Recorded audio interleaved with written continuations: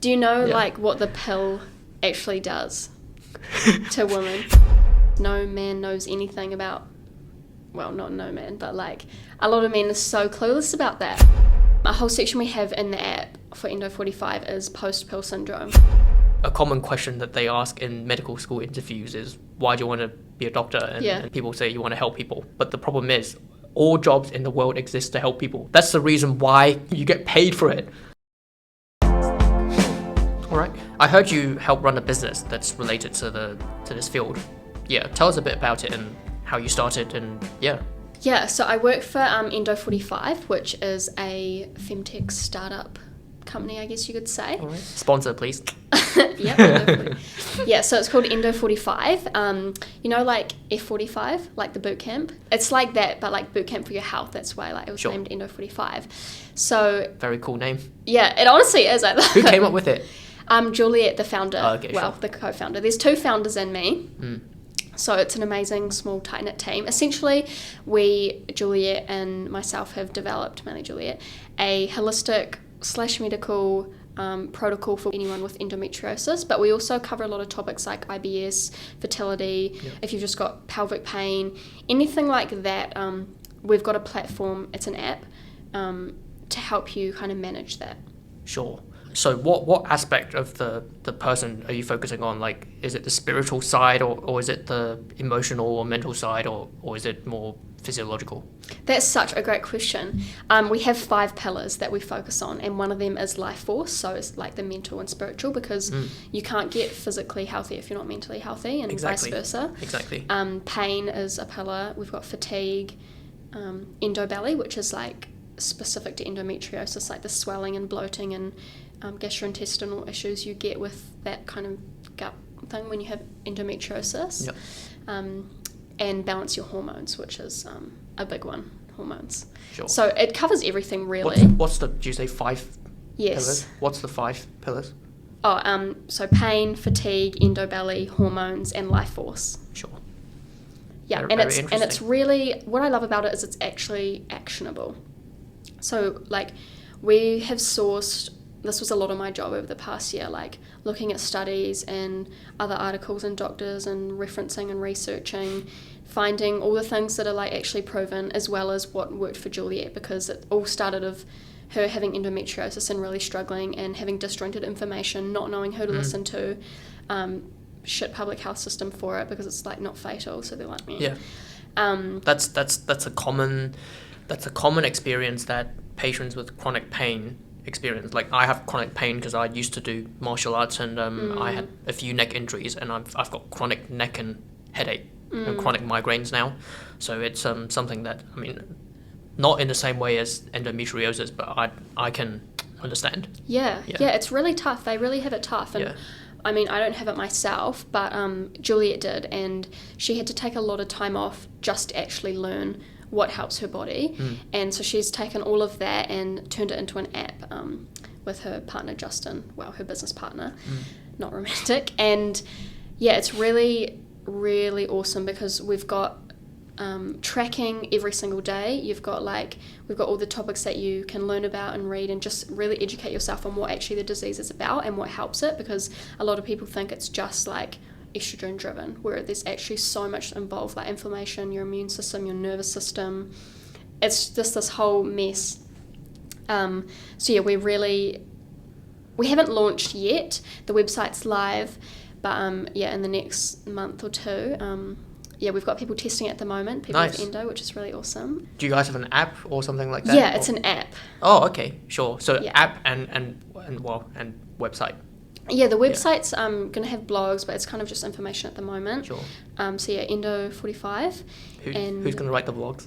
Me. Yeah, I was going to say that. Nice. Along with Juliet, Sure. We really work very closely together, and we work really well together and just bounce off each other. She's extremely knowledgeable, and they're both really amazing people doing amazing things. Eventually, we want it to be kind of like funding surgeries, teaming up with GPs, naturopaths. We've got like doctors on the board and a naturopath working with us. So really like getting into every field, because we really want everyone just to be well informed of every option available. Yeah. Including surgery and including birth control, which is a valid treatment. Nice. And how just some random questions that are coming up now. How does the funding work? At the moment, we're all self-funded. Sure. So, yeah, we've all put our own money in to start it. Okay. The app is a subscription-based Sure. app. So, yeah, like $21 a month. Nice. Less than a coffee a week. Yeah, definitely. For your health is not bad. Yeah. But yeah, eventually, hopefully, we'll be partnering with... Make your own coffee and then yeah. you can... Oh, yeah, there's a section, Drop Caffeine. Oh, right. Yeah. Nice. Yeah, have you learnt much about endometriosis in med school?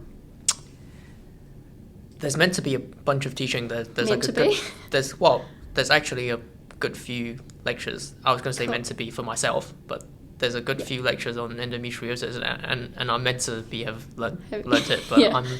I'm unfortunately what you see in medicine is that when you're interested in a particular field, and you start subspecializing in that field, you kind of lose your knowledge and your interest in the other field. So, for example, I hope people don't get offended here, but I've never seen an orthopedic surgeon who can read an ECG properly, and that's a common meme that you see online, and that's actually true. I did 4 weeks of orthopedic surgery, and I was with a consultant orthopedic surgeon twice a week, and I've never seen any of them read an ECG properly. And well, first of all, they don't need to, right? Because it's all bone and muscles and joints. And when you don't use something, it's use it or lose it. Yeah. So, yeah, for sure. Yeah, so that's just the nature. If you're not interested in something, like, it's not really like, you can probably lecture me on this in the next section, but yeah, reproduction's not really just, something that I'm interested in. So yeah, I don't really touch that unless I really have to. Yeah. Fair. Yeah. Don't you think, like, you just have to know in your life anyway outside of medical school? Of course we have to. Yeah. And yeah. Yeah, like a lot of the I mean, it works for me because I studied it and will continue to study it, and now I'm working for it, so like a lot of that knowledge is like becoming ingrained. But like contraceptions, no man knows anything about. Well, not no man, but like a lot of men are so clueless about that. I must admit, like, I don't really know much about that. When I was dating someone, and I'd only be using the normal kind of contraception. Normal? Yeah. What the heck do you mean normal? Sorry. When I say normal, I mean like the conventional kind of contraception, like barrier contraception. Okay, fair. Yeah, like that's a good way to classify a like, barrier. Okay, like when I say normal, I mean like the most conventional one when you think about contraception. So do you not think hormonal contraception is normal? Well, I guess it's normal now, but when I think about normal, I just think about the traditional sense. Yeah, but that's my definition. But everything's acceptable. Yeah, that's fair. Of course. Do you know like what the pill actually does to women? I should, but yeah, if I'm in year 5 now and I'm doing my obstetrics and gynecology placement, then I will know it very well. But unfortunately, it's been around 2.5 years since I've done my reproductive module in medical school, and so I can't remember. It releases some sort of hormone or something. Yeah, no, that's so fair. I didn't even know it, and I was on it. Like, a whole section we have in the app for Endo45 is post-pill syndrome, which is such a real thing. Like, when you're because the pill shuts down your ovaries essentially. Like, they're turned off. Bye bye. Like HPA axis communication. Bye bye. Like, it's just synthetic hormone. And even when people like get a period, like a bleed, it's actually just a withdrawal bleed. Like, it's not your real hormonal fluctuations. Sure. And when you come off of that, like, it takes a lot of time to your normal system get turned back on again.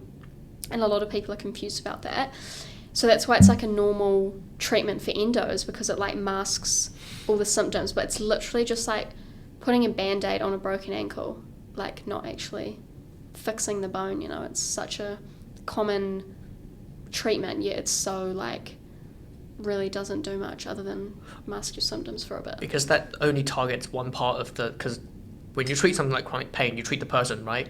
You treat everything, exactly, not just the hormone, not just the physiological side. Yeah. That's what medical school and Western medicine's a bit. That's what I don't enjoy about Western medicine, because it's really like physiological, and that's why I'm willing to I'm open to alternative medicine because I think there's opportunities for people to treat like what we call medically unexplained symptoms.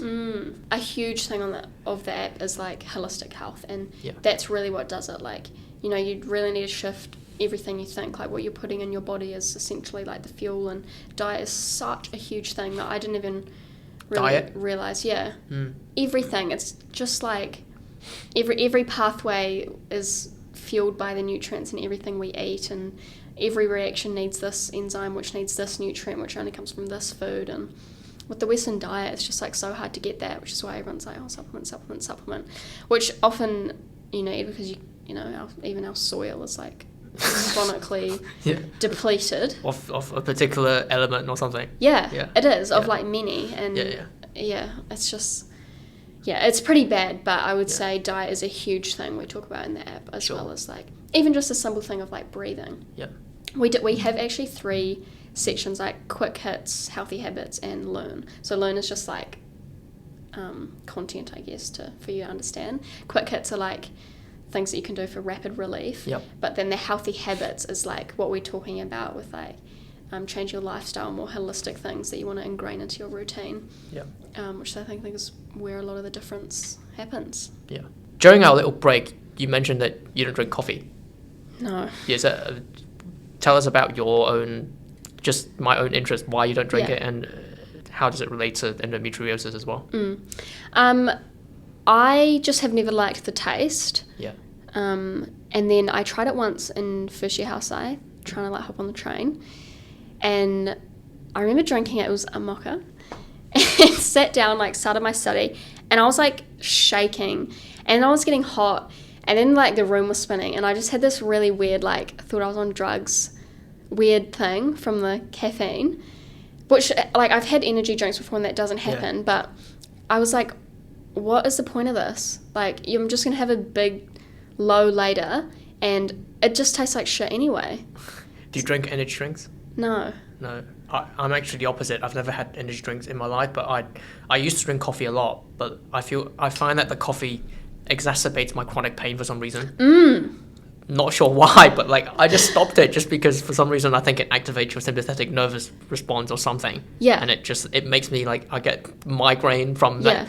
I never used to have that before I had my chronic pain, so I thought it's okay. Really? Yeah. Interesting. So you've stopped coffee? I stopped coffee unless I really need it on a particular day. So I just... What do you mean need it? Like, I use coffee, so there's two, for me, from what I've seen, there's 2 types of people who drink coffee. There's either A, they really enjoy the taste, or B, they use it for energy. So I'm type B. I only use coffee for energy. So when I'm having not enough sleep, then I drink 2 shots of espresso to wake me up. So but now I try not to do that. Now I try to focus on my overall health, like just eating the right things and sleeping enough so that I don't have to. Don't need it. I don't need it. That's a much better way to do it. I mean, some people, like a lot of people say a little bit of coffee every day is like good for you, but for me, and what I've learned, it's essentially like an on button for your flight or fight. And cortisol up, adrenals working, and then like there's got to be a come down from that. Well, there's good things, right? So some people say like it helps it lowers the risk of certain diseases and something. I mean, you're never going to get of course single opinion on any medical thing. But for me, it's just not worth like the artificial simulation. I think I would rather put my feet in some lavender balm before bed and go for a walk on the beach in the morning, and that would get me going, rather than like a cup of caffeine, which is just going to physiologically like ramp me up. I think a lot of the time it's like time constraints as well.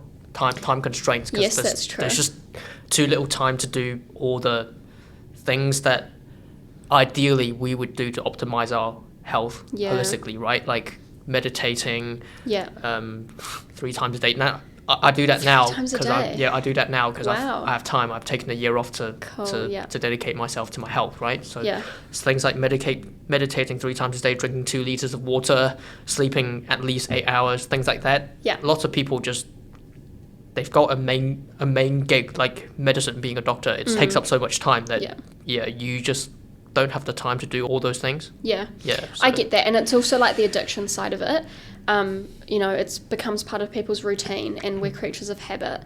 I have a same routine to drink something in the morning, but it's a peppermint tea, and I think that gets me going. And if you replace that with something else, or I changed it now. Same. I started drinking green tea with ginger. Oh, nice. So it's because I get nausea from my chronic pain. Yeah. So ginger helps with the nausea.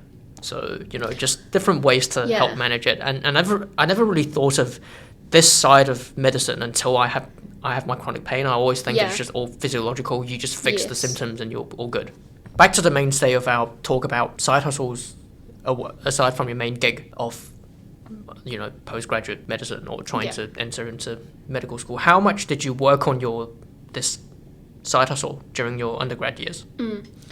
And when did you start? I started about a year ago, maybe just over a year ago. It was actually just advertised as like 10-hour week, work from home wee gig, which worked perfect for me. Yep. So I was just doing like around 10 hours a week, sometimes more. I did full time, sometimes on the holidays. Now I do that, like 10 hours on the content, and we also have quite a bit of meetings now because I'm on the board. So we've got a board meeting tonight. Me and Juliet just have meetings. So it was probably like 15 to 20 hours at a push, and that just worked perfect for me. Also because there was no commute time, that made a big difference. Sure. Like I wasn't going anywhere, I just do it in my bed. Yep. But it was also really helpful because it was still kind of creative studying, I'd say. Creating content for the app, Sure.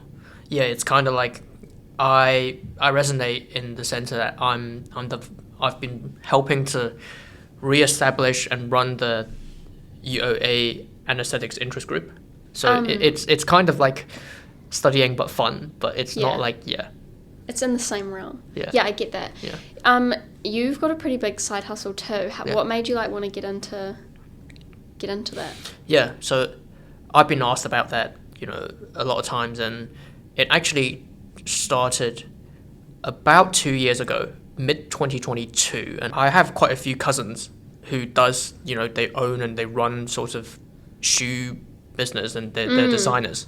So cool. Creative things and being creative, it's part of sort of our family, and I've never had the chance to really experiment that side of my brain, because I've always been enjoying science and tried to go for medical school and just studying, and then in third year an opportunity came by and I applied for being the magazine editor for UMSA, so Auckland Medical Students Association. And you would know them soon. Well, if you go to any events, maybe you won't.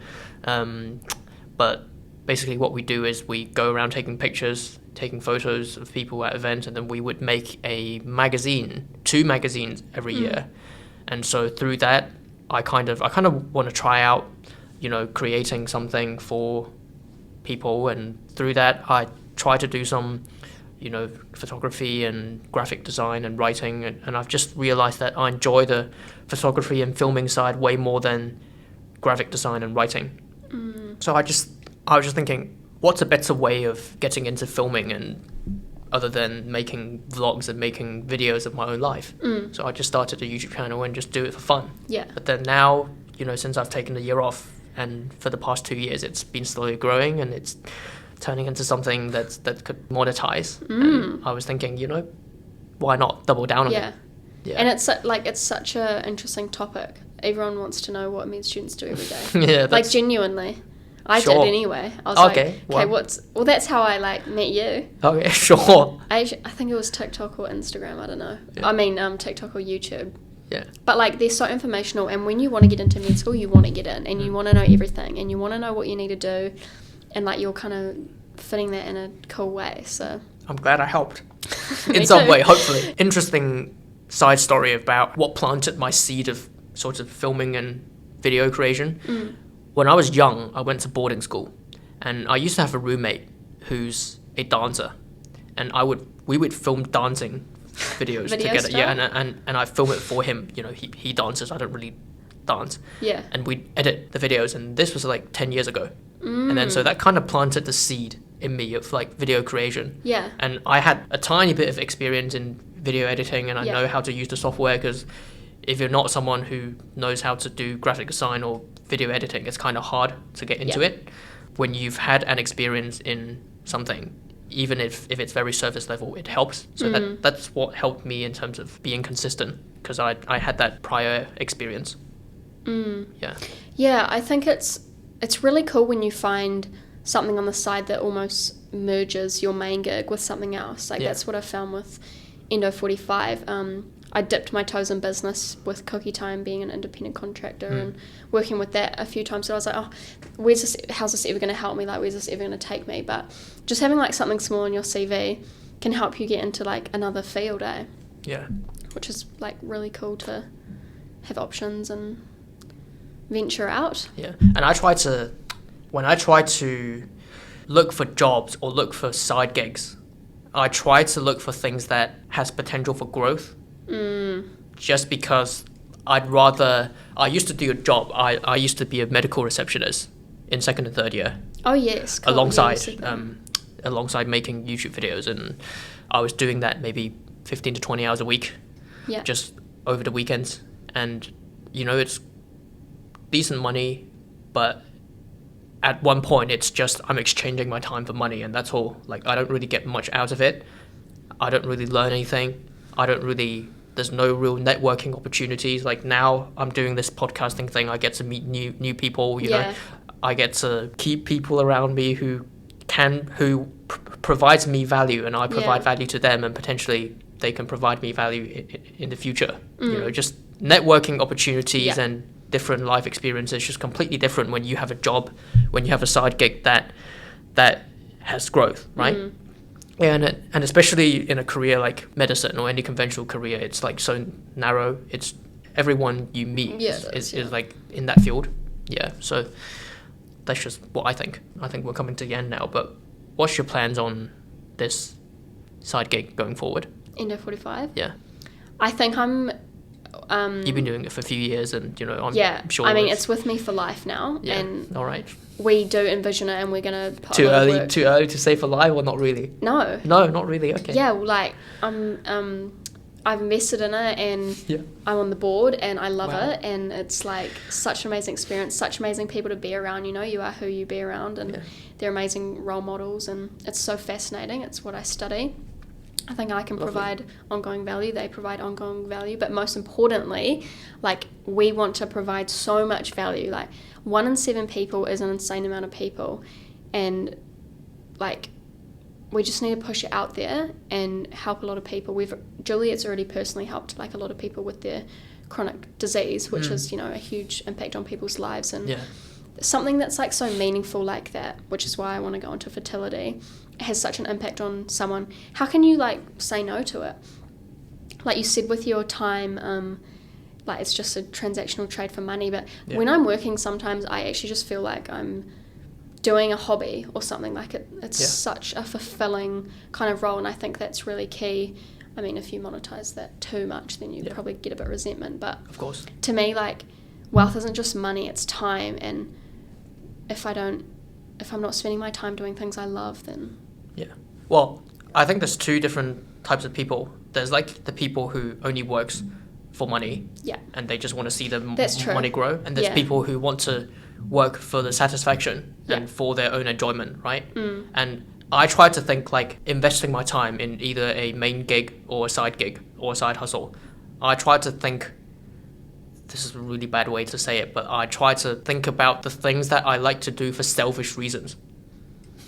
Because that's the only way that you can enjoy it, right? Like, a common question that they ask in medical school interviews is, why do you want to be a doctor? And people say you want to help people. Yeah. But the problem is, all jobs in the world exist to help people, right? Yeah, that's true. Like, that's the reason why you get paid for it. Yeah. Because you help people by providing value, and people pay you in exchange for that value. That's why you get paid for a particular job. So I try to think about what's some things that I would enjoy even if I don't get paid. So when I was doing the magazine editor thing and photography thing for UMSA, for a year. I wasn't getting paid, and I was doing like 15 hours of work a week. But that was good experience because I made things out of it, and I learned what I liked. And it was experience into graphic design and all realms of other things that's not just medicine. So what was I talking about? I just gone completely off track, but I think that was the importance of trying new things and having a side hustle. Yeah, it is. Yeah. It is extremely helpful. It opens so many doors, and like any opportunity is a great opportunity. Great line to bring us to the end of the podcast. So yeah. Thank you so much for being on here, Chanel. Thank you for having me. Yeah, definitely sponsor at some point, please. Yeah. And so any last words? Apart from Endo45 great. Nah, just if you really have like a dream and you really want to do something, you will get there. Like, just don't give up. Yeah. If you genuinely try your best. Yeah. And work the best and work the hardest you want, the universe will see it, and God will reward you. He will pave the way. Yeah, he'll reward you with whatever you want in life. So yeah, if you enjoy this episode and you've got any other topics that you want to hear about, be sure to drop a comment below and let me know. And also don't forget to like and subscribe and do all that good stuff. And otherwise, stay fit, stay strong, stay positive, and I'll see you next time. Cool.